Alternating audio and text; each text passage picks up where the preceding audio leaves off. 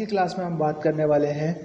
सबसे पहला टॉपिक रहेगा हमारा इंपोर्ट और एक्सपोर्ट, और दूसरा टॉपिक रहेगा ओ डी बी सी। तो ओ डी बी सी क्या होता है पहले वो आपको मैं समझा देता हूँ, उसके बाद हम बात कर लेते हैं इंपोर्ट और एक्सपोर्ट पे। तो ओ डी बी सी का मतलब होता है ओपन डेटाबेस कनेक्टिविटी, यानी कि ये टैली के डेटा को एसक्यूएल सर्वर के डेटाबेस पर रखने के लिए काम में आता है। ठीक है, एसक्यूएल डेटाबेस के सर्वर पर रखने के लिए ये एक एप्लीकेशन डेवलपर की तरह काम करता है। ठीक है, ओडीबीसी चार घटकों पर होता है, जिसमें से फर्स्ट है प्रभावित करता है चार घटकों को। तो पहला है ओडीबीसी क्लाइंट। ठीक है, तो ये रहा ODBC client.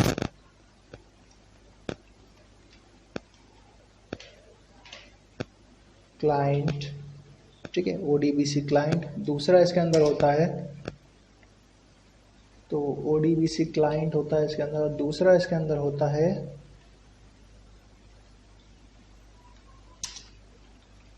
OD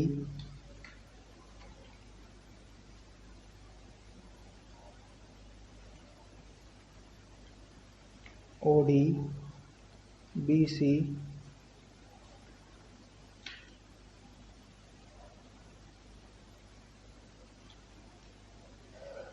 ODBC driver.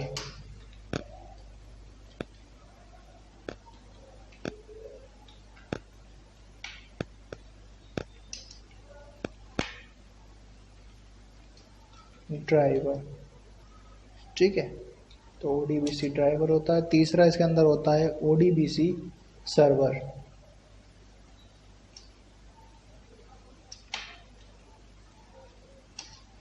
तो ओडीबीसी सर्वर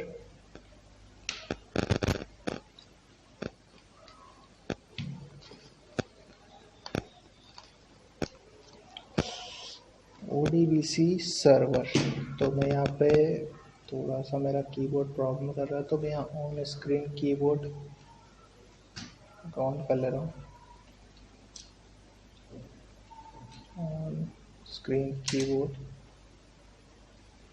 ठीक है, तो ये ऑन स्क्रीन कीबोर्ड आ गया यहाँ पे। ठीक है, सर्वर। ठीक, इसके नेक्स्ट इसमें होता है ओडीबीसी क्लाइंट, जो कि मैं आपको बताऊँ ये तीन चीज़ें होती है। तो ओडीबीसी क्लाइंट एक क्लाइंट एपीआई को लागू करता है, बदले में ओडीबीसी एपीआई डेटाबेस द्वारा प्रदान किए गए ओडीबीसी ड्राइवर के साथ कम्युनिकेट करेगा। ठीक है, अब नेक्स्ट है इसके अंदर ओडीबीसी ड्राइवर। तो ओडीबीसी ड्राइवर क्या काम करता है? तो ओडीबीसी ड्राइवर एक लाइब्रेरी है जो कि ओडीबीसी एपीआई द्वारा समर्थित कार्यों को क्रियान्वित करता है, या ओडीबीसी फंक्शन कॉल को प्रोसेस करता है, डेटाबेस के लिए एसक्यूएल रिक्वेस्ट सबमिट करता है और परिणाम वापस एप्लीकेशन पर लौटाता है। कहने का मतलब ये एक ड्राइवर लाइब्रेरी की तरह काम करेगा। यहाँ से इन्फॉर्मेशन आएगी तो वो यहाँ पर स्टोर करेगा, और यहाँ से कोई इन्फॉर्मेशन जाएगी तो वो वहाँ पे भेजेगा। तो अब उसके बाद नेक्स्ट है ओडीबीसी सर्वर। तो ओडीबीसी सर्वर क्या करता है? तो एक डेटाबेस को ओडीबीसी सर्वर का समर्थन करता है, वह एसक्यूएल को समझ सकता है। सामान्यतः ओडीबीसी ड्राइवर क्लाइंट से एसक्यूएल रिक्वेस्ट सबमिट करता है और एसक्यूएल रिक्वेस्ट को एग्जीक्यूट किया जाता है और परिणाम ओडीबीसी क्लाइंट को वापस दिया जाता है। ठीक है, तो ये कुछ इसकी थ्योरी है, मैं इसको करके बताया तो आपको कैसे करना है।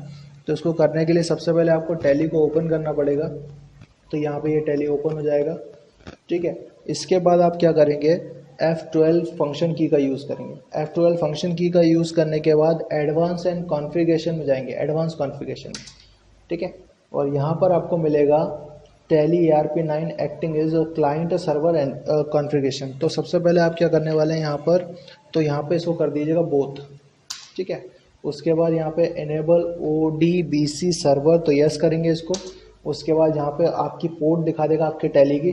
ठीक है, उसके बाद यहाँ पे सेव चेंजेस को एक्सेप्ट कर लेंगे आप। बाकी कोई भी चेंजेस आपको यस नहीं करना है, आप यहाँ से एक्सेप्ट करेंगे तो ये ऑटोमेटिकली ये बोलेगा do you want to restart a tally ERP9 for the change of hard effect. तो यहाँ पर मैं इसको नो करने वाला हूँ क्योंकि मैं इसको अभी इससे कनेक्ट नहीं करना चाहता हूँ, लेकिन आप अगर इससे कनेक्ट करना चाहते हो तो उसको आप यस करेंगे, ठीक है। और नेक्स्ट मैं आपको बता दे रहा हूँ, यहाँ पर दूसरा रहेगा एक्सपोर्ट एंड इंपोर्ट डेटा, यानी एक्सपोर्ट करना और इंपोर्ट करना मैं आपको बता रहा हूँ। तो एक्सपोर्ट करने का मतलब मैं आपको समझा देता हूँ। तो एक्सपोर्ट का मतलब होता है डेटा को भेजना और इंपोर्ट करना मतलब लाना, ठीक है। तो सबसे पहले एक्सपोर्ट करने के लिए डेटा को आपको क्या करना है, जैसे आप कोई भी डेटा जैसे नष्ट हो जाने से बचाना चाहते हैं या फिर बाद में कहीं उसको अलग सेव करना चाहते हैं, तो ये उसके लिए एक्सपोर्ट और इंपोर्ट होता है। तो सबसे पहले मैं एक्सपोर्ट बता देता हूँ आपको कैसे करेंगे। तो एक्सपोर्ट करने के लिए जैसे मान लीजिए मैंने यहाँ पर कोई एंट्री की हुई है, जैसे ये डिस्प्ले डेबुक में मैं गया तो ये वहाँ पे बहुत सारी एंट्री रखी है, तो मैं इसको एक्सपोर्ट करना है। तो आपको सिंपली क्या करना है, अल्टर के साथ ई दबाना है। क्या करना है, अल्टर के साथ ई दबाएंगे तो यहाँ पे बाउचर एक्सपोर्ट का ऑप्शन आ जाएगा, ठीक है। तो यहाँ पे ऑलरेडी इसका फॉर्मेट वगैरह दिया हुआ है, ये यहाँ पे एक्सपोर्ट हो जाएगा। और एक्सपोर्ट कहाँ होगा वो भी आपको दिखाई देगा। ये देखिए, जैसे पहले मैंने डेबुक एक्सपोर्ट की थी, अब अकाउंटिंग बाउचर एक्सपोर्ट किया और एक्सएमएल में जाएगा ये, ठीक है। तो एक्सएमएल में आप क्या कर सकते हो, उसको गूगल के साथ देख सकते हो, एक्सएमएल डॉक्यूमेंट है ना। तो ये एक्सपोर्ट करना हो गया। अब इंपोर्ट करने के लिए क्या करना होता है कि इंपोर्ट डेटा नाम का यहाँ पे अलग से फंक्शन दिया होता है। यहाँ पर इंपोर्ट डेटा नाम का एक फंक्शन दिया होता है। जैसे एक्सएमएल कोई फाइल होती है तो एक्सएमएल फाइल को आप यहाँ पर इंपोर्ट कर सकते हो। इंपोर्ट करने के लिए क्या करना पड़ेगा, जाएंगे गेटवे ऑफ टैली पे, इंपोर्ट, अब मास्टर्स कर इंपोर्ट करनी तो मास्टर्स, बाउचर्स करने तो बाउचर्स। तो बाउचर्स में जैसे मैं दे देता हूँ, अभी मैंने कौन सा बाउचर एक्सपोर्ट किया था, तो ये मैं टैली RP9 में गया तो मैंने चेक किया यहाँ पे अकाउंटिंग बाउचर, ठीक है। तो यहाँ पे मैं अकाउंटिंग बाउचर लिख दूंगा टैली के अंदर, इसको हटा के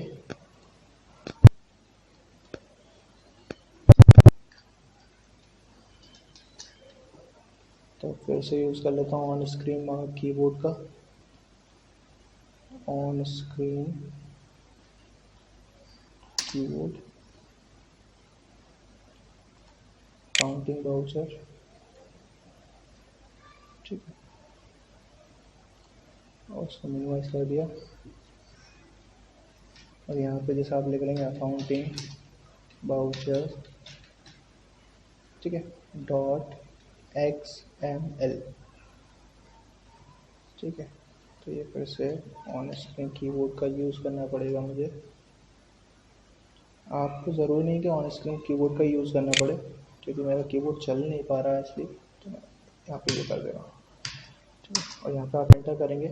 वैसे तो यहाँ पर आपको फाइल मिली नहीं है, लेकिन क्या होगा कि जैसे आप उसका मतलब जैसे कोई भी एक्सएमएल फाइल डालेंगे आप, तो वहाँ पे आपको ये मिल जाएगी, ठीक है। तो ये एक्सएमएल को इंपोर्ट करने का तरीका यही होता है। हमें यहाँ पे जैसे कि ये जो टैली की फाइल है, आप मिली क्यों नहीं फाइल, वो उसका एक समझ लीजिए सीधा सा मसला ये है कि यहाँ पर ऑलरेडी हम अकाउंटिंग बाउचर्स के अंदर ये मतलब जो फाइल है वो ऑलरेडी टैली की है। तो जो आपको एक्सएमएल फाइल जो आपको इंपोर्ट करवानी है वो दूसरी होनी चाहिए, ठीक है। वो रहनी एक्सएमएल फाइल चाहिए लेकिन दूसरी टाइप की होनी चाहिए, इसलिए, ठीक है। तो इसलिए इंपोर्ट नहीं हुई। तो इंपोर्ट करने का तरीका यही है, मास्टर्स हो गए तो मास्टर्स में इंपोर्ट करेंगे, बाउचर्स हो गए तो बाउचर्स, और बैंक डिटेल्स हो गए तो बैंक डिटेल्स, ठीक है। तो सिंपली इसी तरीके से आप इंपोर्ट और एक्सपोर्ट कर सकते हो डेटा का। और मैं आपको बता ही दिया कि ODBC क्या होता है, तो ODBC के द्वारा भी आप काम कर सकते हो, ठीक है। ओके, आज की क्लास में हम बात करने वाले